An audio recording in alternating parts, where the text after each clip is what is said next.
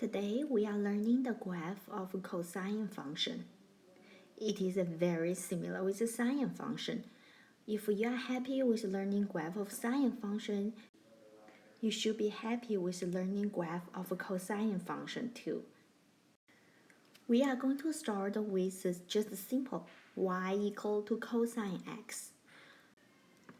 Amplitude is the number in front of cosine. Here we don't see a number, so you assume that the amplitude is 1. If you don't see a number the same as the coefficient, it is 1. Period is the same, it's 2 pi.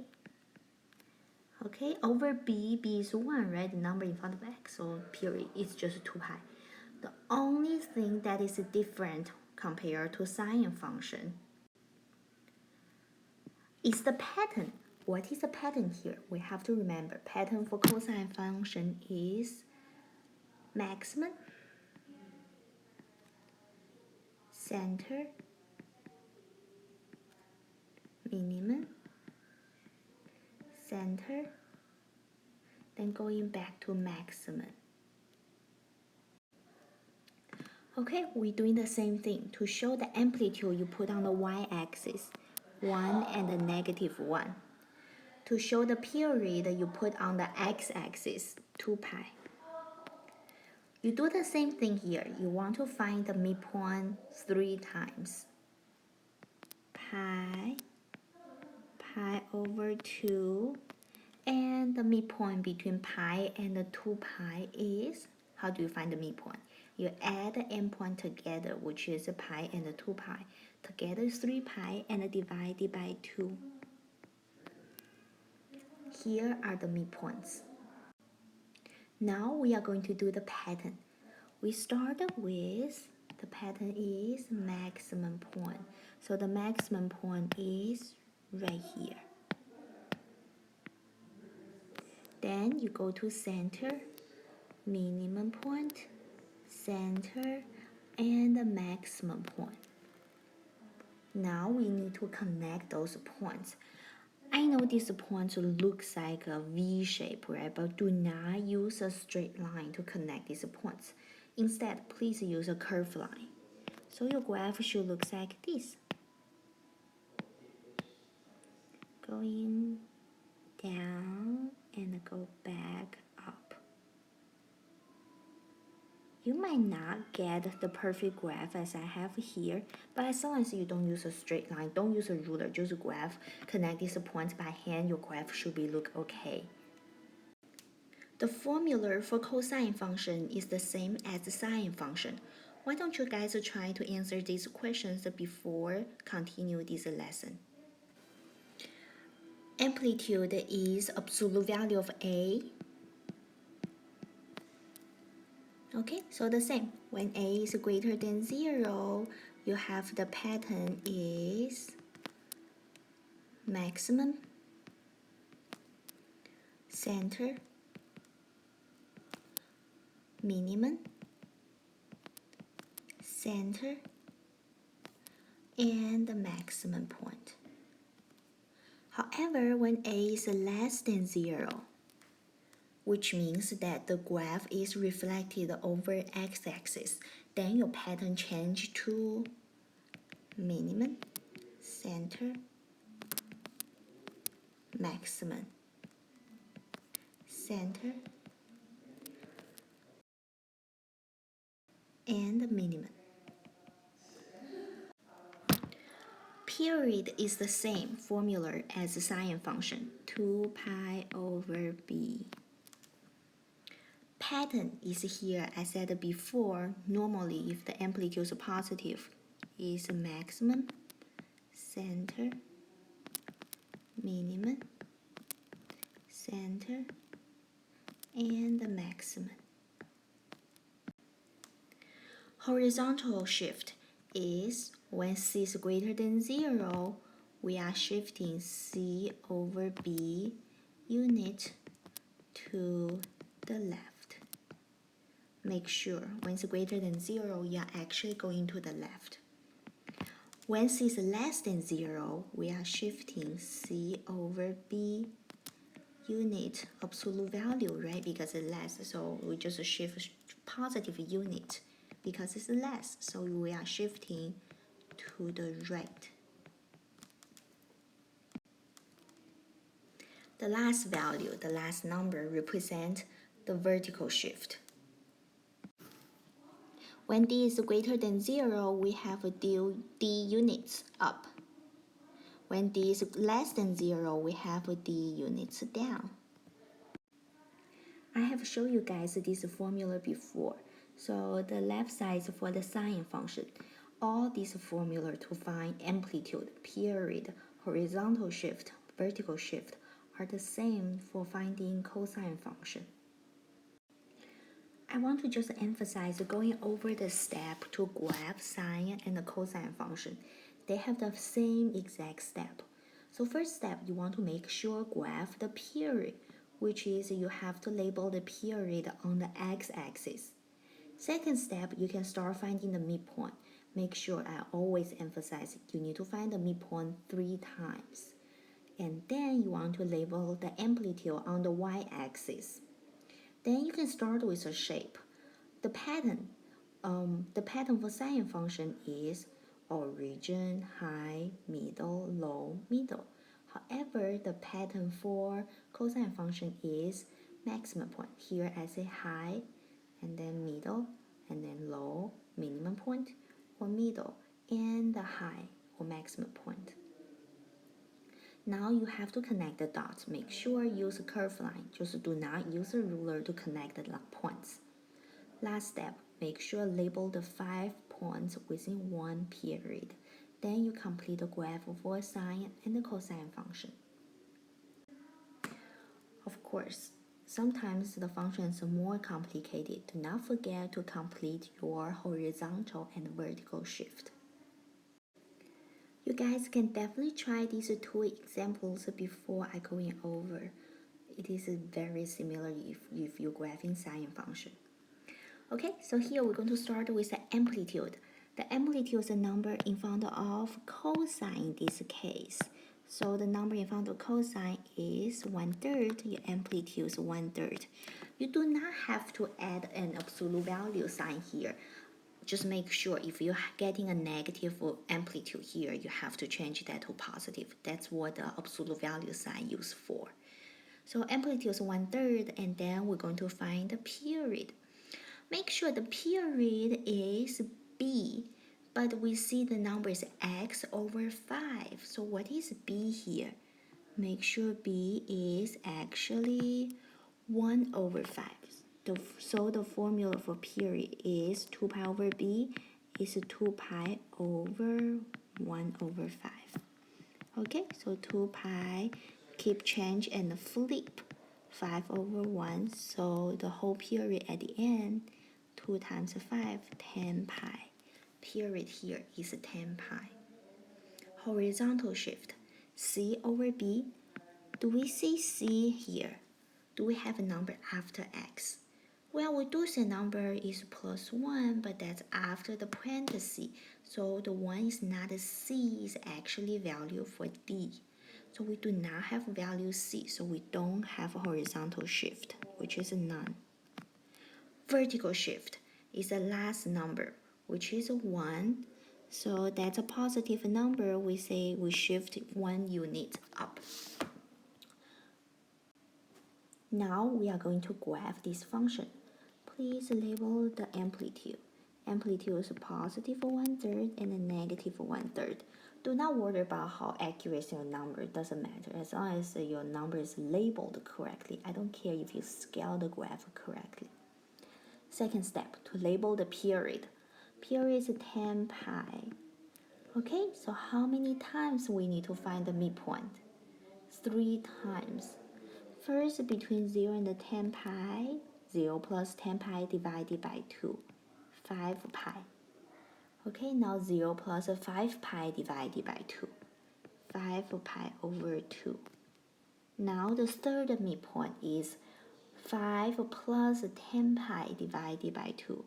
So it's 15 pi divided by 2. Make sure review. To find the midpoint, is you add the endpoints, whatever the midpoint you want to find between the two endpoints, right? You just add them up and divide it by 2. I did a quick review here how to find the midpoints. Now I'm going to show the pattern. What is the pattern here? The pattern is maximum point, center, minimum point, center, and the maximum point. Do not forget the last step. You have to move every single point. What is it? 1 unit up. Okay, because these numbers are very easy to deal with, you can just go ahead to add all the y values by 1, or you can actually simply create a table and figure out what points they are. On the left side of the table, I'm going to put my original points. And then on the right side of my table, I'm going to put my final points. The original points here, the first point is 0, 1/3, and then 5 pi over 2, 0, 5 pi negative 1/3, 15 pi over 2, 0, and 10 pi 1/3. Okay, how do we move this graph? Make sure all your y values are moving 1 unit up. If you're moving up, which means that the y value plus 1. Okay, so 0 and 1/3 plus 1. So make sure simplify it. 0 and 1/3 plus 1. 1 is 3 over 3. So you'll have 0, 4 over 3 as your final points. Next number is 5 pi over 2, 0 plus 1, so the y value is 1. Now we have 5 pi negative 1/3 plus 1. Just do a simple calculation here. 5 pi negative 1/3 plus 3 over 3, which is 5 pi and 2 over 3rd. Next point, 15 pi over 2 and 1. Last point, 10 pi and 1/3 plus 1. I hope you guys can do that in your head now. 1/3 plus 1. 1, you have to get a common denominator, 3 over 3. So you have 4 over 3. Okay, let's go ahead to label your final points. The first point is 0 and 4/3. So 1/3, 2, 3, 4. Just make it a little bit, more scale on the graph. So right here is a 4/3, and right here is a 3/3, which is 1, and a 2/3. Okay, so next point is 5 pi over 2 and 1. 5 pi over 2 and 1 is right here. We literally just move every single old original point 1 unit up. Next point, let's look at here, is 5 pi and 2 over 3rd. 5 pi and 2 over 3rd is right here. And then 15 pi over 2 and 1 is up here. And the last point is 10 pi and 4 over 3rd. Okay, let's connect those dots. Do not use a ruler. Just do it by hand slowly. Sometimes I don't do a good job. You just erase it, do it again. Up and down, continue the pattern. Okay, no need to be accurate after those points. Last thing, do not forget right here, you have to do that on your summative. Label the 5 points within one period. Which are those points we find at the end? So you want to do 0, 4 over 3, 5 pi over 2, 1, 5 pi and 2/3, and 15 pi over 2 and 1. The last one is 10 pi and 4 over 3. Okay, so here is another thing you can do. If you have a clear table, I can clearly read what are these final value. fine, you don't have to label this on the graph. However, those points, without you label it, I should still be able to read them, right? Those y values should be clear. Here is a 4 over 3, and here represent the y value is 1, here's a 2 over 3rd. Okay, I mean, the more you show me on your summative, just in case that you're not going to lose the partial credit, so the more you show me is better. Last example for today, I'm sure you guys can do this on your own, but I'm going to go over with you here. So amplitude is the number in front of a cosine. I don't see a number here, I assume is 1. So here is a -1, absolute value of -1, the amplitude is 1. Period is 2 pi over b. I don't see a number in front of x, that's where b is. So your period is 2 pi over 1, which is 2 pi. Horizontal shift is c over b. Make sure not just c. Some of you guys are making that mistake on your formative and summative. So make sure horizontal shift is c over b. So pi over 1. I know this case b is 1. So if that's the case on the test, you might get lucky. But always check. It's c over b. Okay, it's a positive, which means I'm moving pi unit to the left. Last number represents the vertical shift. -3, which means 3 units down. Please make sure when you are talking about horizontal and a vertical shift, you have to write out the direction. If you don't, you're going to lose the partial credit. Now I'm going to label the amplitude, which is on the y-axis, 1 and the -1. Now I'm going to label the period, which is on the x-axis. Now please remember you have to find the midpoint 3 times. 0 and 2 pi, midpoint is pi. 0 and pi, midpoint is pi over 2. Pi and 2 pi, how to find the midpoint? Pi plus 2 pi divided by 2, which is 3 pi over 2. Okay, what is the pattern for cosine function? Let's review. Maximum, center, minimum, center, and the maximum point. However, what happens when we have a negative amplitude? Becomes reflected over x-axis, which means that minimum, center, maximum, center, and the minimum. Now, do not forget, we have to do those annoying horizontal and vertical shift. So the easiest way, let's do a table and show our original points and our final points.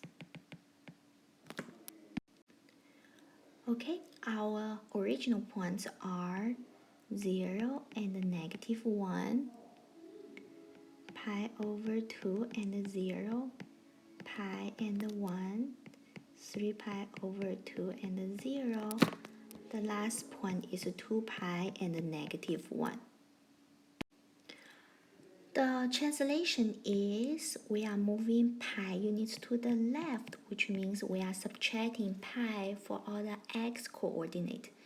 And we are moving the graph 3 units down, which means we are subtracting 3 for all those y coordinate. Okay, so let's go ahead to do that. 0 minus pi is -pi, and the -1 minus 3, your y value becomes -4. Second point, pi over 2 minus pi and 0 minus 3. Pi over 2 minus pi, again, do a simple calculation. Pi you can write as a 2 pi over 2. 0 minus 3, -3. So you will have pi minus 2 pi negative pi over 2 and -3. Next point, pi minus pi, 0. 1 minus 3 is -2. Next point, 3 pi over 2 minus pi and 0 minus 3, which is -3. 3 pi over 2 minus pi, let's do simple calculation here. Get the common denominator, which is 2. 2 becomes 2 pi over 2. Okay, comma -3. So 3 pi minus 2 pi, you have a pi over 2 and a -3.